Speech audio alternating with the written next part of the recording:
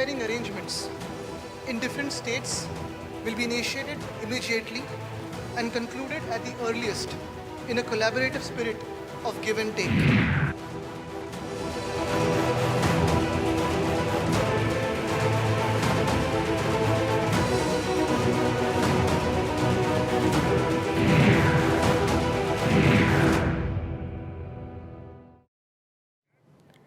नमस्कार, आप देख रहे हैं प्योर पॉलिटिक्स, साथ में आपके शिखा ठाकुर।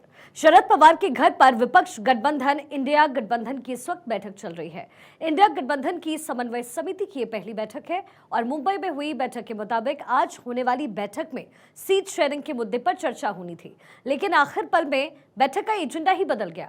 सूत्रों के हवाले से जो जानकारी मिली है उसके मुताबिक अब बैठक में सीट शेयरिंग की बात नहीं होने वाली है। हमारी पॉलिटिकल एडिटर अदिति नागर शर्मा इस वक्त हमारे साथ बनी हुई हैं। अदिति, सबसे पहले मैं ये समझना चाहूंगी कि बिल्कुल लास्ट मोमेंट पर पूरा एजेंडा बदल देना, चल क्या रहा है वहां? अदिति, आप तक आवाज पहुंच रही है? बिल्कुल शिखा, आपको बता दें कि शिखा आपको बता दें कि फिलहाल बैठक जो होनी है कोऑर्डिनेशन की, उसमें लोग पहुंचना शुरू हो चुके हैं। जो कोऑर्डिनेशन कमेटी के तमाम जो सदस्य हैं वो धीरे धीरे पहुंच रहे हैं। संजय सिंह, राघव चड्ढा पहुंच चुके हैं। इसके अलावा तेजस्वी यादव पहुंच चुके हैं। तमाम मीडिया का जमावड़ा भी है, क्योंकि जब जब इंडिया की बैठक होती है, आज कोऑर्डिनेशन कमेटी की है, उससे पहले भी जो प्रचार प्रसार की बैठक भी हुई थी, सोशल मीडिया को लेकर भी हुई थी, तो ये कि क्या कुछ निकलेगा और ये गठबंधन कितना आगे एक साथ चल रहा है, किन किन मुद्दों पर चल रहा है, जाहिर तौर पर ये चर्चा का मुद्दा होता है। लेकिन कोऑर्डिनेशन कमेटी, हालांकि अभिषेक बनर्जी जो है टीएमसी की, वो आज इस बैठक पे नहीं आ रहे हैं, लेकिन आपको बता दें कि ये कोऑर्डिनेशन कमेटी एक बहुत महत्वपूर्ण कमेटी है, क्योंकि आज से पहले जितनी भी कमेटियों की बैठक हुई है उन पे एक औपचारिक मोहर आज लगेगी। और ऐसे में फिलहाल आपको बता दें कि बैठक शुरू होने से पहले तमाम नेता यहाँ पर पहुँचने लगे हैं। इससे पहले भी लगातार सुबह से जिनकी अध्यक्षता में जो ये बैठक हो रही है, शरद पवार, वो लगातार फोन पर भी कई लोगों से बातचीत कर चुके हैं, कई लोगों से उन्होंने मुलाकात भी की है, क्योंकि समय कम है और उल्टी गिनती चालू हो गई है, ऐसा लगता है, क्योंकि जब से वन नेशन वन इलेक्शन की बात आई है, इंडिया गठबंधन की जो काम है उनमें तेजी भी दिख रही है और घबराहट भी नजर आ रही है। जी, तेजी भी होगी और घबराहट भी जाहिर तौर पर, क्योंकि विधानसभा चुनाव से बिल्कुल अलग हो जाता है आम चुनाव। लेकिन अदिति, मैं आपसे समझना ये भी चाहूंगी कि मुंबई मीटिंग में दरअसल ये जो प्लान बनाया गया सीट शेयरिंग, और यही इंडिया का सबसे बड़ा फेलियर है, क्योंकि राज्यों में सीट शेयरिंग इन तमाम पार्टियों के लिए बहुत मुश्किल है। मैं आपसे इसका जवाब लूंगी, क्योंकि इनसाइड स्टोरी जानना है मुझे, लेकिन उससे पहले क्या कुछ बातचीत हुई थी, आपको ये सुनवाते हैं। कि we, the India parties, hereby resolve to contest the forthcoming Lok Sabha elections together as far as possible. Seat sharing arrangements in different states will be initiated immediately and concluded at the earliest in a collaborative spirit of give and take. Aditya यहाँ पर कहते हुए सुने गए कि seat sharing को लेकर के अब प्लानिंग की जाएगी, क्योंकि बहुत ज़रूरी यही है कि तमाम राज्य के जो लोग हैं, जो वहाँ बैठे हुए नेता हैं, वो सीट शेयरिंग पर एक सहमति बना पाए। तो फिर आखिर ऐसा क्या हुआ कि ये सीट शेयरिंग का फॉर्मूला ही पीछे कर दिया गया है? शिखा, ये जो आपने अभी मुझे सुनाया, या उस दिन जब हमने पढ़ा, जब हम खुद मुंबई में मौजूद थे, तो एक सबसे महत्वपूर्ण बात इसमें यह है, एज फार एज पॉसिबल, जितना संभव होगा उतना। तो ये रीजनल के लिए, तो सबसे पहले हम सीट शेयरिंग पे आएंगे, विस्तार से उसके लिए बताएंगे, लेकिन एक बार फिर हमारे दर्शकों को ये बताना ज़रूरी है शिखा, कि जो इंडिया गठबंधन है, क्योंकि हमने खुद जब तमाम जो कांग्रेस के जो अध्यक्ष हैं उनसे बात करने की कोशिश की थी कि ये जो एज फार एज पॉसिबल है, इसका मतलब क्या है।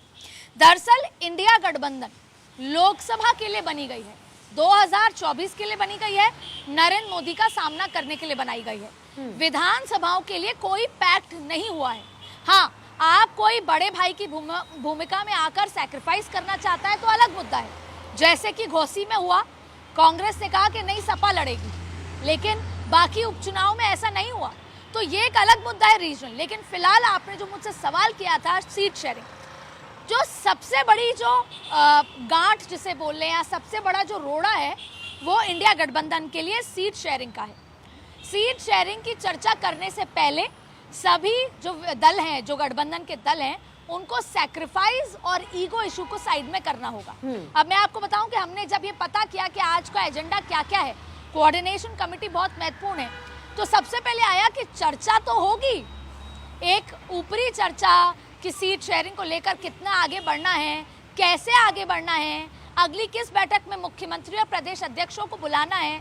तो जैसे ये बात आई तो मैंने खुद पता किया कि क्यों चीफ मिनिस्टर या क्यों अध्यक्ष, क्योंकि जब कोऑर्डिनेशन कमेटी में ये तय किया गया था कि सीट शेयरिंग पर चर्चा होगी तो फिर क्यों। तो शरद पवार का सीधा सीधा मानना है कि अगर मुझे लोकसभा में सीट शेयरिंग पर बात करनी है तो मैं उद्धव ठाकरे से बात करूंगा। कमेटी में जरूर हम चर्चा कर सकते हैं, लेकिन कोई लॉजिकल कंक्लूजन तब निकल कर आएगा जब उस पर्टिकुलर राज्य का मुख्यमंत्री या प्रदेश अध्यक्ष उस पर एक्चुअल तस्वीर खुद की बताए और हम अपनी बताएं। तो पहला, सीट शेयरिंग पर एक ऊपरी चर्चा होगी, लेकिन डिटेल चर्चा के लिए आज तारीख तय हो सकती है और वो तारीख में ये होगा कि इस बार सीट शेयरिंग को लेकर अलग अलग राज्यों के या तो मुख्यमंत्री या प्रदेश अध्यक्षों को बुलाया जाएगा।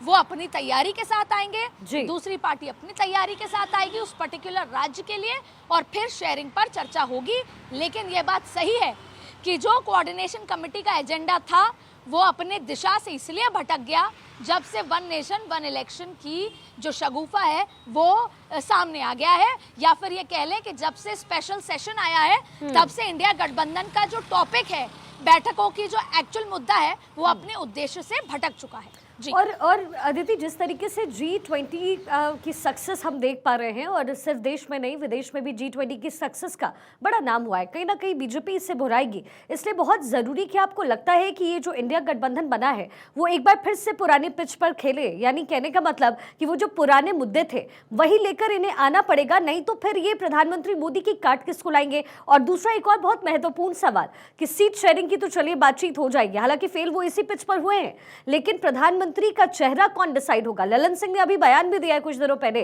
कि पूरी तरीके से अध्यक्षता जो है वो नीतीश कुमार करेंगे, लेकिन क्या आपको लगता है ये जो बातचीत है वो सक्सेसफुल होगी एक पेज पे? देखिए, आपने पहला बड़ा रोड़े पे चर्चा कर ली थी, पहला बड़ा जो स्पीड ब्रेकर है जो काफी बड़ा है, दूसरा बड़ा स्पीड ब्रेकर संयोजक ही है। जैसे ही संयोजक तय होगा, इंडिया गठबंधन को दो चीजें लगती है, एक आपसी खींचतान और दूसरा सीधा सीधा नरेंद्र मोदी या भारतीय जनता पार्टी को वो टारगेट मिल जाएगा। फर्ज कीजिए नीतीश कुमार है तो नीतीश कुमार टारगेट हो जाएंगे, फर्ज कीजिए लालू प्रसाद यादव है तो लालू प्रसाद के पुराने मुद्दे या भ्रष्टाचार को टारगेट किया जाएगा, फर्ज कीजिए राहुल गांधी है तो परिवारवाद को टारगेट किया जाएगा। तो अगर किसी एक पर्टिकुलर व्यक्ति को संयोजक बनाया जाता है, क्योंकि देखिए प्रधानमंत्री चेहरा घोषित नहीं होगा, लेकिन संयोजक को ही माना जाता है कि वो प्रधानमंत्री का चेहरा होगा। यही वजह है कि वो सीधा सीधा टारगेट ना हो, कहीं ना कहीं ये मामला भी डाइल्यूट हुआ है, जिस वजह से नीतीश कुमार जो संयोजक बनना चाहते हैं, और आज से नहीं 2017 से उनको या फिर कह लें 2013 से उनको इस बात की आपत्ति है कि भारतीय जनता पार्टी में जब नरेंद्र मोदी को चुनाव कैंपेन कमेटी के चेहरे के रूप में लाए थे तब से वो नाराज थे कि मैं क्यों नहीं, मैं भी चीफ मिनिस्टर रह चुका हूं, क्यों नरेंद्र मोदी। तो वो आपत्ति उनको इंडिया गठबंधन के लिए भी इनिशियली ये लग रहा था कि नीतीश कुमार को उसको लीड करना है, नीतीश कुमार का सपना है प्रधानमंत्री का, लेकिन कहीं ना कहीं वो भी डाइल्यूट हुए, क्योंकि सबसे बड़ा मुद्दा है, चाहे लालू हो, चाहे नीतीश हो, चाहे राहुल हो, चाहे अरविंद केजरीवाल हो, चाहे जो भी गठबंधन का हिस्सा है, उनको अपनी मंसूबे, अपने पर्सनल इंटरेस्ट को छोड़कर, अपनी ईगो और अपने भविष्य के उस सत्ता को छोड़कर डाइल्यूट होकर एक दूसरे के साथ चलना पड़ेगा, वरना इंडिया गठबंधन ये दो मुद्दे, सीट शेयरिंग और दूसरा संयोजक का चेहरे पर टूट सकता है। ये एक बड़ा मुद्दा है। जी अदिति, जो स्पेशल सेशन रखा जा रहा है सरकार की तरफ से, उसको लेकर के भी क्या कुछ तैयारी ये विपक्षी पार्टियां करेगी, क्योंकि कई पिच पर खेलने की कोशिश विपक्षी पार्टियां तेजी से कर रही है, तो क्या इसको लेकर के कोई रणनीति आज बनाई जाएगी?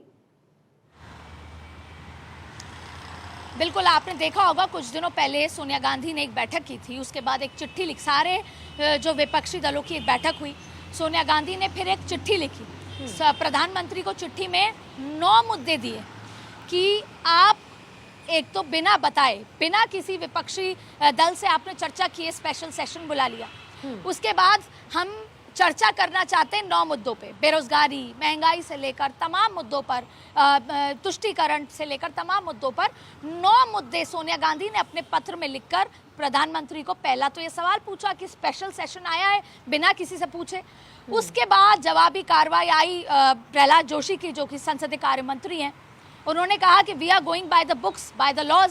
अब ऐसे में ये तो तय है कि ये 9 मुद्दे आज भी चर्चा होंगे जो आज की बैठक है, क्योंकि इंडिया गठबंधन की एकजुटता तब है जैसे कि ईडी के मसले में एनसीपी का जो हुआ, तो अब एनसीपी अपनी लड़ाई अकेले नहीं लड़ेगी, पूरा इंडिया गठबंधन संसद में वो लड़ाई लड़ेगा।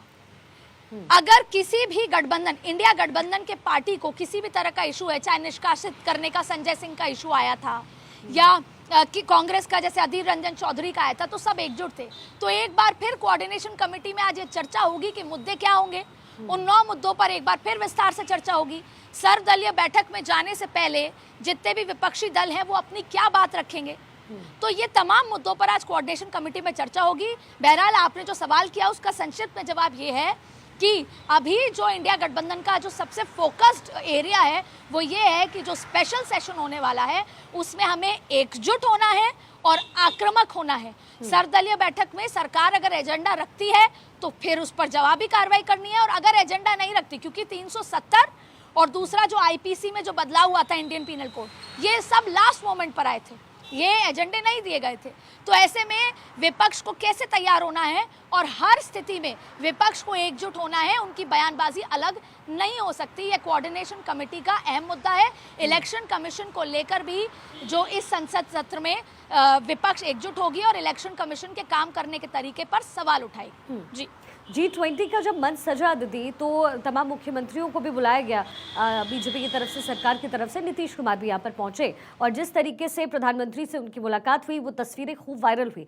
और ललन सिंह ने भी कहा है कि संयोजक के तौर पर या एक व्यवस्थित चेहरे के तौर पर नीतीश कुमार बिल्कुल सटीक बैठते हैं।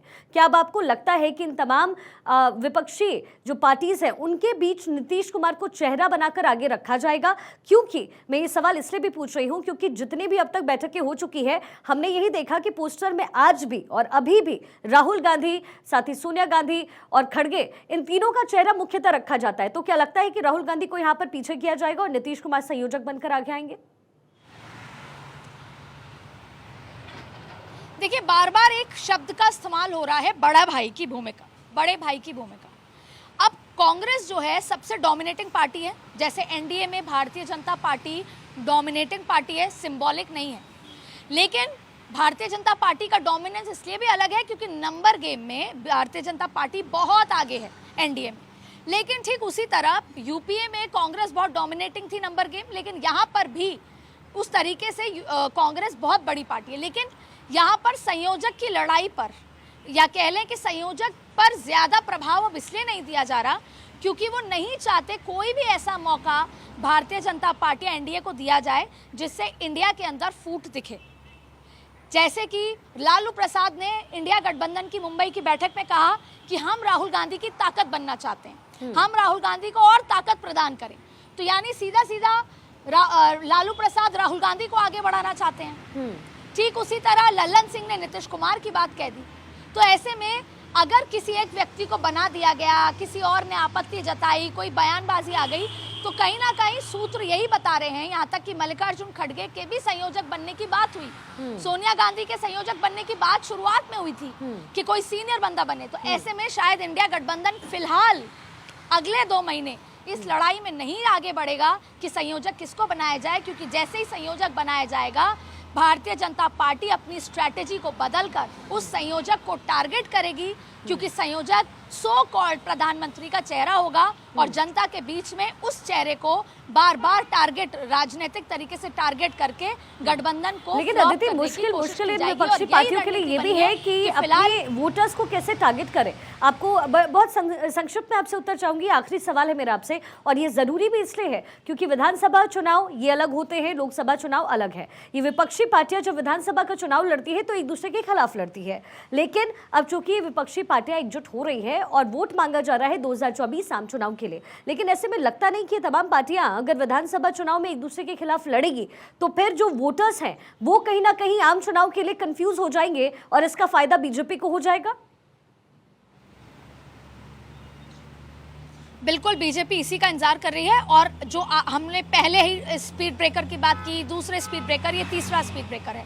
एक बार फिर मैं कहूंगी कि इंडिया गठबंधन जो बना है वो लोकसभा चुनाव 2024 नरेंद्र मोदी को रोकने के लिए बना है। तो अब ऐसे में अगर हम उपचुनाव का एग्जाम्पल लें तो पश्चिम बंगाल में कांग्रेस सीपीएम के साथ थी, टीएमसी के विरोध में थी।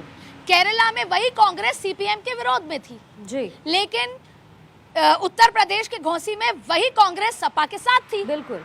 तो कंफ्यूजन इस तरह का हो रहा है, तो इस बात की एक स्ट्रेटेजी इंडिया गठबंधन को बनानी होगी और जनता के बीच में लेके जाना होगा कि क्योंकि भूपेश बघेल तो आम आदमी पार्टी के खिलाफ बोल रहे हैं, कांग्रेस के नेता। बिल्कुल। लेकिन वही इंडिया गठबंधन आम आदमी पार्टी के साथ कंफ्यूजन है ना, और कंफ्यूजन का फायदा बीजेपी को होगा। और शायद यही वजह है कि विपक्षी पार्टियां जो है बहुत जोर डाल रही है कि वन नेशन वन इलेक्शन हो ही ना। यही वजह है कि विपक्षी पार्टियां कह रही है, क्योंकि अगर ये हुआ तो नुकसान सबसे ज्यादा विपक्षी गठबंधन को हो जाएगा। एक उच्च सूत्र की तरफ से ये बात आई है कि जो स्पेशल सेशन होने वाला है उससे जाहिर तौर पे उच्च सूत्र आंखों देखा हाल है कि जब से स्पेशल सेशन की बात आई है, इंडिया गठबंधन की मुंबई की बैठक डिरेल हो गई, उसके बाद के मुद्दे डिरेल हो गए और कहीं ना कहीं सिर्फ एक ही बात पे चर्चा है कि ऐसा है क्या स्पेशल सेशन में। और ये कहा गया है सरकार के बहुत उच्च सूत्र ने कि स्पेशल सेशन में नरेंद्र मोदी के स्वागत, उनके भाषण के अलावा एक ऐसा बिल लेकर आया जाएगा जो सीधे तौर पे इंडिया गठबंधन को धराशायी कर देगा। और शायद उसका इंतजार शिक्षा आपको भी है, हमको भी है, इंडिया गठबंधन को भी है। लेकिन फिलहाल इंडिया गठबंधन के जो सर्वदलीय बैठक में ये जानने की कोशिश करेगा कि सरकार का एजेंडा क्या है। और ऐसे में पूरे देश की नज़र इस स्पेशल सेशन पर है कि ये स्पेशल सेशन G20 की सफलता के साथ साथ किस मुद्दे पर लाई जा रही है और यही सेट करेगा 2024 के आगे की राजनीति, इंडिया गठबंधन को आगे कैसे बढ़ना है और एनडीए को आगे कैसे बढ़ना है। ठीक है अदिति, बहुत बहुत शुक्रिया आपका इस तमाम जानकारी के लिए, हमारे साथ जुड़ने के लिए। तो देखिए 2024 को लेकर के तमाम पार्टियां पूरी तरीके से एकजुट होने की कोशिश कर रही है, लेकिन जो एजेंडा मुंबई में सेट किया गया दिल्ली आते आते उसे बदल दिया गया। और बदला भी क्यों ना जाए, क्योंकि 2024 का आम चुनाव और बीजेपी अपने टारगेट को कर रही है सेट। और ऐसे में विपक्षी पार्टियों को मजबूर होना पड़ रहा है कि अपने टारगेट्स बदले जाए।